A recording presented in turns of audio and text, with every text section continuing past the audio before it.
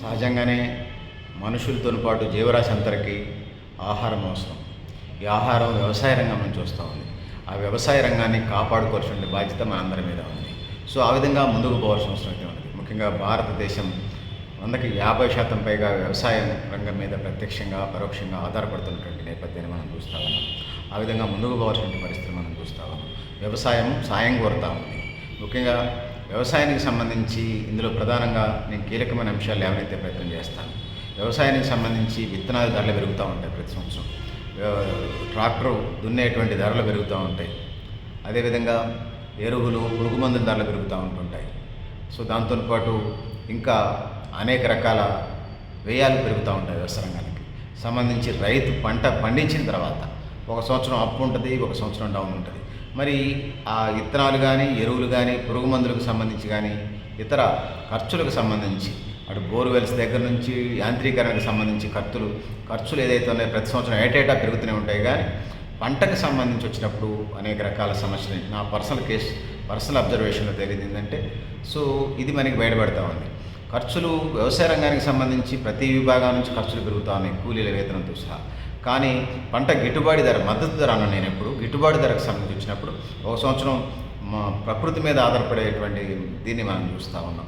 ఒక 40 నుంచి 30 నుంచి 60% దాకా మాన్సూన్ మీద ప్రకృతి మీద క్లైమేట్ మీద వాతావరణం మీద ఆధారపడి పంటలు పడుతున్నట్టు పరిస్థితి మనం చూస్తున్నాం.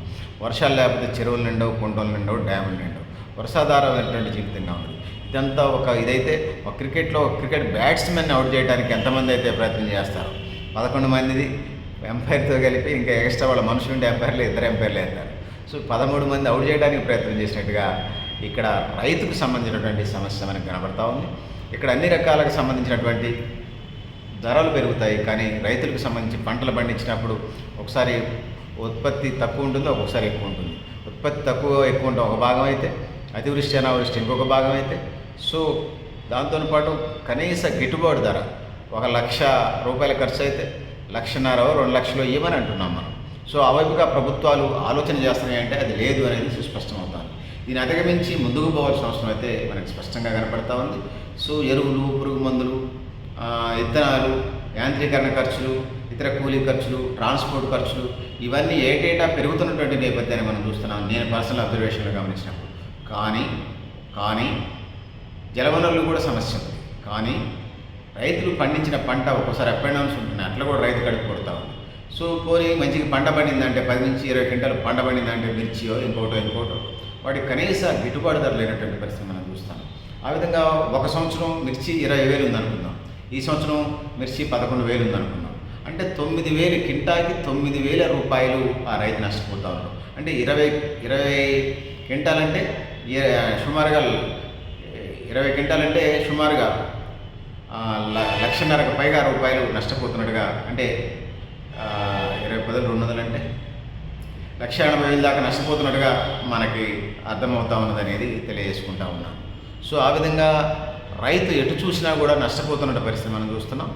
20 క్వింటాల కంటే ఒక క్వింటాకి 9,000 అంటే లెక్కేసుకోండి. ఆ విధంగా 1,80,000 పైచిలకు నష్టపోతున్న పరిస్థితి మనం చూస్తాము. రైతులకి జీతాలు ఇవ్వాలి, రైతులకి పెన్షన్లు ఇవ్వాలి, రైతులకి ఇంకోటి ఇవ్వాలి, ఎవరైనా చూస్తూ ఉన్నాం. సో ఇంకొకటి రైతు రుణాలకు సంబంధించి మనం చూసుకున్నప్పుడు వాళ్ళు ఇచ్చేదానికి ఇక్కడ పెట్టుబడి పెట్టేదానికి పొంతనే ఉండదు. వాళ్ళు 20,000 30,000 ఇస్తారు, రైతు మిర్చి ఎకరానికే 1,00,000 నుంచి 2 లక్షలు పెట్టుబడి పెడతారు. అవి నేలకు తీరుకోవడానికి కూడా సరిపోతారు రైతులకు సంబంధించి.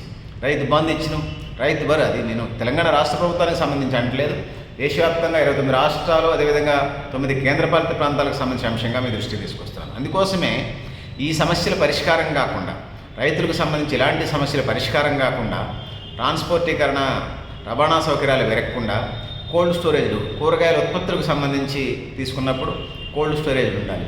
టమాటో, బీరకాయ, దోసకాయ లాంటివి తీసుకున్నప్పుడు అవి వారం రోజులకి ఎక్కువ నిల్వ ఉండవు పోస్తే. మరి కోల్డ్ స్టోరేజ్లు ఉన్నప్పుడు, కూరగాయల కోల్డ్ స్టోరేజ్ ఉన్నప్పుడు అమ్మినని నమ్ముకొని హోల్సేల్గా కానీ రిటైల్ కానీ అమ్మినని నమ్ముకున్న తర్వాత మళ్ళీ కోల్డ్ స్టోరేజ్లు పెట్టుకుంటాడు. అట్లా 1-2 నెలలు అట్లా ఉండడానికి ఆస్కారం ఉంది. అదేవిధంగా పచ్చళ్ళకు సంబంధించి టమాటా చట్నీ చేసుకోవచ్చు, టమాటా సాస్ చేసుకోవచ్చు. ఆ విధంగా ముందుకెళ్లాల్సిన అవసరం ఉంది. సో ప్రపంచ మార్కెట్లో సుమారుగా 10 దేశాల మిర్చి బాగా పంట పండుతుంది. మరి ఎందుకు ఈ అప్ అండ్ డౌన్ జరుగుతున్నాయి? స్పైసీ ఫుడ్స్ ఖచ్చితంగా తింటారు, కొద్దిగా ఎక్కువ కొద్దిగా తక్కువ తింటారు కారం. మిర్చి అది మిర్చి నుంచి తప్ప మరొక ఉత్పత్తి నుంచి రాదు. మరి ఎందుకు ఇట్లా రేట్లు తక్కువగా ఉంటున్నాయి అనేది నేను అడుగుతా ఉన్నాను. ఆ విధంగా ముందుకు పోవాల్సిన అవసరం అయితే ఉన్నది. కానీ మరి సంబంధించినటువంటి మార్కెటింగ్ శాఖ వాళ్ళు, సంబంధించినటువంటి వ్యవసాయ అధికారులు, సంబంధించినటువంటి బాధ్యులు, సంబంధించినటువంటి పాలకులు గాడిదలు కాస్తున్నారా అని అడుగుతా ఉన్నాను. సో కనీస మద్దతు ధర, కనీస గిట్టుబాటు ధర ఎందుకు ఉండట్లేదు? సో ఏదో వరికి 69 రూపాయలు మద్దతు ధర ప్రకటించారు. 4 గీరుకోవడానికి కూడా పనికిరాదు. సో కామెడీ కిట్స్లో మాకు తెలుగు టీవీ ఛానల్స్లో కామెడీ కిట్స్ వస్తాయి. అలా ఉన్నది రైతుల మీద కేంద్ర ప్రభుత్వం చవితి తల్లి ప్రేమ.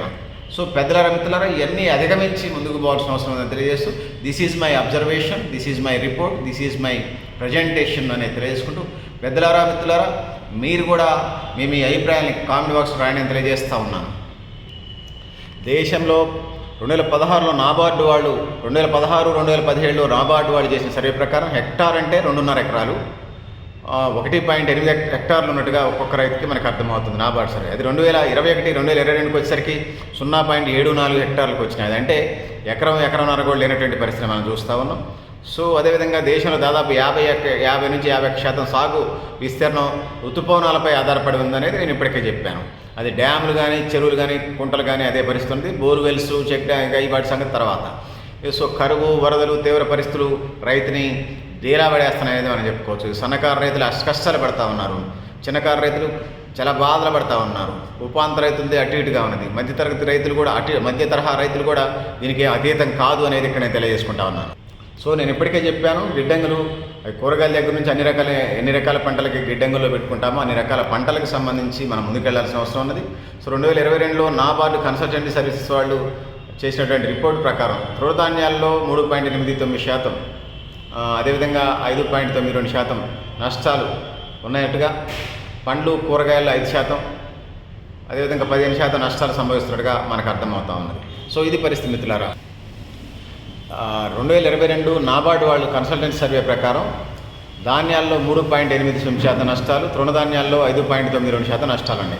ఇక పండ్లకు సంబంధించి వచ్చినప్పుడు పండ్లలో 5% నష్టాలు, కూరగాయల్లో 15% దాకా నష్టాలు సంభవిస్తున్నట్టుగా మనకు అర్థమవుతుంది. దీనికి అంతటికీ గిడ్డంగి సౌకర్యాలు లేకపోవడం తప్ప మరొకటి కాదు అనేది నేను తెలియజేసుకుంటా ఉన్నాను.